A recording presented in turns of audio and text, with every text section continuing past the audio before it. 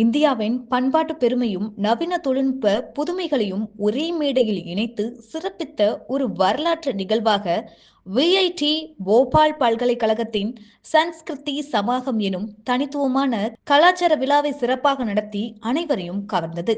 இதுவரை நடைபெறாத முதன்மையான ட்ரோன் நிகழ்ச்சி மற்றும் இந்திய பாரம்பரிய கலை வடிவங்களின் அற்புத நிகழ்ச்சிகளை கொண்ட இந்த விழா அக்டோபர் 11 சனிக்கிழமை அன்று மத்திய பிரதேசத்தில் போபாலின் அவிர்த்தி இந்திரா காந்தி ராஷ்டிரிய மானவ் சங்கராலயா ஷாம்லா ஹில்ஸ் வளாகத்தில் நடைபெற்றது.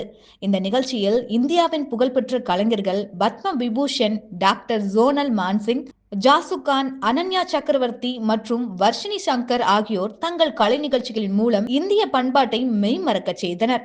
மாலையில் ஒரு முக்கிய அம்சமாக மாநிலத்தில் இதுவரை காட்டப்படாத அளவுக்கு மின்னும் வண்ணமயமான மின் விமானம் காட்சி நடைபெற்றது. விழா ஏற்பாடு செய்யப்பட்ட இடம் முழுவதும் பசுமையும் மரங்களும் மற்றும் மரங்களால் எழில் கொண்டு சூழப்பட்டு அழகாக காட்சியளித்தது. நூற்றுக்கணக்கான ட்ரோன்கள் ஏரிக்கரையை சுற்றி வானில் ஒளி மற்றும் ஒத்திசைவு மிகுந்த பல்வேறு விதமான காட்சிகளை உருவாக்கி மற்றும் மாநிலத்தின் ஆட்சி, வேலைவாய்ப்பு, தொழில்துறை வளர்ச்சி மற்றும் முக்கிய வளர்ச்சி முயற்சிகள் போன்றவற்றை காட்சிப்படுத்தின. இந்த ட்ரோன் நிகழ்ச்சி விஐடி போபால் கல்வித்துறையில் வழங்கும் முக்கிய பங்களிப்பை சிறப்பாக வெளிப்படுத்தியது.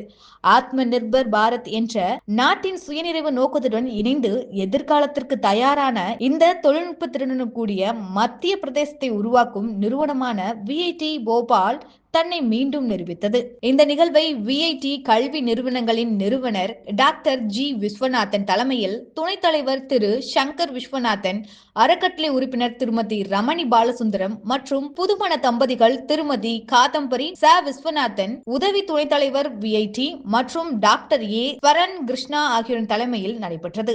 நாடு முழுவதிலிருந்து அரசியல், நிர்வாக மற்றும் கல்வித்துறையின் பல முக்கிய ஆளுமைகள் கலந்து கொண்டு நிகழ்வை சிறப்பித்தனர். சன்ஸ்கிருதி சமாகம் மத்திய பிரதேசத்திற்கான ஒரு பண்பாட்டு மைல்கல் நிகழ்வாக அமைந்தது.